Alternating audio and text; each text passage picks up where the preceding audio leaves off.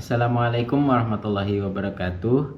Selamat datang di video saya. Perkenalkan, nama saya Abdurrahim, mahasiswa program non-reguler Banjarbaru, jurusan Ilmu Komunikasi di Fakultas Ilmu Sosial dan Ilmu Politik Universitas Islam Kalimantan Selatan, Syekh Muhammad Arsyad Al-Banjari. Pada kesempatan kali ini, saya akan membahas tentang salah satu amalan yang sangat dianjurkan dalam Islam, yaitu sholat sunnah. Salat sunnah adalah ibadah yang tidak diwajibkan, tetapi memiliki banyak keutamaan dan manfaat bagi kita. Mari kita telaah bersama berbagai tinjauan mengenai salat sunnah, mulai dari pengertian, jenis-jenis, hingga keutamaan yang bisa kita peroleh dengan melaksanakannya. Ikuti terus video ini untuk mendapatkan informasi yang bermanfaat. Semoga bisa menambah wawasan kita semua. Selamat menyaksikan. Definisi salat sunnah.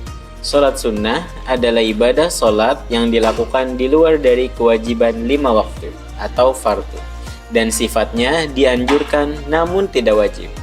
Orang yang melaksanakannya akan mendapatkan pahala, sementara yang meninggalkannya tidak berdosa. Salat sunnah juga sering disebut dengan salat nafilah atau salat yang bersifat tambahan, yang berfungsi sebagai pelengkap ibadah wajib. Salat sunnah memiliki beberapa tujuan, di antaranya yang pertama, mendekatkan diri kepada Allah dengan menambah amalan ibadah. Yang kedua, menyempurnakan kekurangan dalam salat wajib, karena dalam salat wajib mungkin ada kekurangan atau kesalahan yang tidak disadari. Yang ketiga, memperoleh pahala tambahan yang bisa mendatangkan kebaikan dan keberkahan, dan masih banyak lagi. Salat sunnah terbagi ke dalam beberapa jenis, di antaranya yang pertama, salat sunnah muakkad, yaitu salat sunnah yang sangat dianjurkan dan sering dilakukan oleh Nabi Muhammad SAW, seperti salat sunnah rawatib, qobliyah, dan ba'diyah.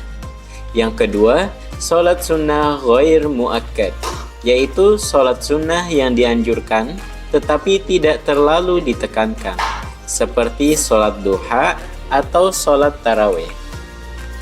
Macam-macam sholat sunnah. Kita mulai dari sholat sunnah rawatib. Sholat sunnah yang mengiringi sholat fardu, baik sebelum atau yang sering disebut dengan qobliyah, maupun setelah atau yang disebut dengan ba'diyah. Sholat rawatib dibagi menjadi dua, yaitu sholat sunnah muakkad atau yang sangat dianjurkan, yaitu qobliyah subuh sebanyak 2 rakaat, qobliyah dan ba'diyah zuhur sebanyak 2 atau 4 rakaat, ba'diyah maghrib sebanyak 2 rakaat, dan ba'diyah isya sebanyak 2 rakaat. Salat sunnah ghair muakkad atau yang tidak terlalu dianjurkan, diantaranya qobliyah dan ba'diyah asar yang berjumlah 4 rakaat, dan juga ba'diyah maghrib yang berjumlah 4 rakaat. Kita bahas terlebih dahulu dari sholat duha.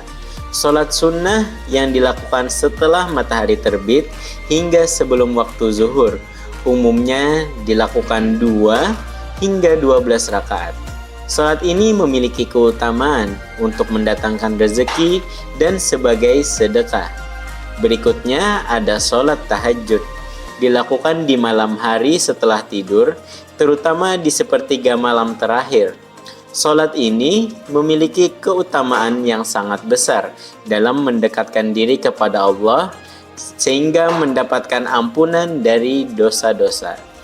Berikutnya, salat witir adalah salat sunnah yang dilakukan setelah salat isya, biasanya sebagai penutup salat malam.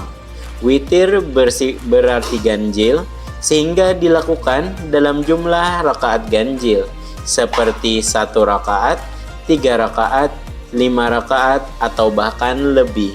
Witir sering digabung dengan sholat tahajud. Lanjut lagi ada sholat tarawih. Sholat sunnah khusus yang dilakukan selama bulan Ramadan setelah sholat Isya. Biasanya dilakukan secara berjamaah di masjid. Jumlah rakaatnya bervariasi, antara dari 8 rakaat hingga 20 rakaat. Berikutnya, salat istikharah. Salat istikharah seringkali dilakukan untuk meminta petunjuk dari Allah Subhanahu wa Ta'ala dalam mengambil keputusan penting. Biasanya dilakukan 2 rakaat di waktu malam. Salat hajat, salat sunnah yang dilakukan untuk memohon dikabulkannya suatu keinginan atau permohonan kepada Allah Subhanahu wa Ta'ala. Biasanya dikerjakan 2 hingga 12 rakaat. Berikutnya, salat taubat. Salat sunnah yang satu ini dilakukan sebagai bentuk penyesalan dan permohonan ampun atas dosa yang telah dilakukan. Biasanya dikerjakan sebanyak 2 rakaat. Lanjut lagi, yaitu salat tahiyatul masjid. Salat sunnah 2 rakaat ini dikerjakan saat memasuki masjid sebagai penghormatan kepada rumah Allah Subhanahu wa Ta'ala sebelum kita duduk di dalam masjid. Berikutnya, salat gerhana. Salat gerhana terbagi ke dalam 2, yaitu salat gerhana khusuf dan juga kusuf. Dilakukan ketika terjadi gerhana bulan atau yang sering disebut dengan khusuf, atau matahari atau yang sering disebut dengan kusuf. Salat ini dianjurkan dilakukan secara berjamaah. Nah, setelah kita membahas tentang jenis-jenis dan macam-macam salat sunnah, kita lanjut lagi ke pembahasan manfaat sosial salat sunnah. Salat sunnah memiliki berbagai manfaat sosial yang signifikan. Pertama, salat sunnah membentuk kedisiplinan dan tanggung jawab, karena konsistensi dalam melaksanakan ibadah ini akan tercermin dalam kehidupan sehari-hari, baik di lingkungan kerja, keluarga, maupun masyarakat. Kedua, salat sunnah berjamaah seperti salat tarawih atau istisqa mempererat silaturahmi di antara jamaah, menciptakan momen kebersamaan dan interaksi sosial yang harmonis.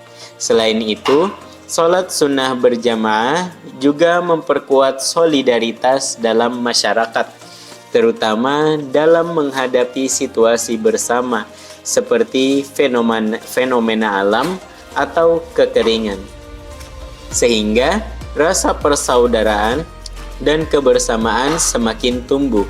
Salat ini juga menumbuhkan kepedulian sosial, di mana melalui salat seperti salat hajat dan istikharah, seseorang diajarkan untuk tidak hanya berdoa bagi dirinya sendiri, tetapi juga bagi orang lain, mengembangkan empati dan kepedulian terhadap sesama.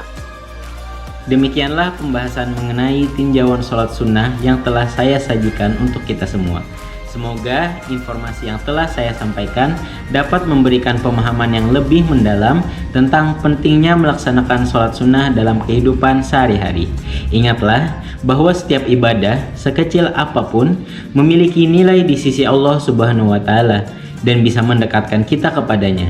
Jika ada pertanyaan atau pendapat, silahkan tulis di kolom komentar di bawah. Jangan lupa untuk like, share, dan subscribe agar tidak ketinggalan informasi menarik lainnya. Terima kasih telah menyaksikan video ini. Semoga kita semua senantiasa diberikan kemudahan dalam menjalankan ibadah, terutama ibadah sholat sunnah dan ibadah-ibadah wajib. Sampai jumpa di video berikutnya. Wassalamualaikum warahmatullahi wabarakatuh.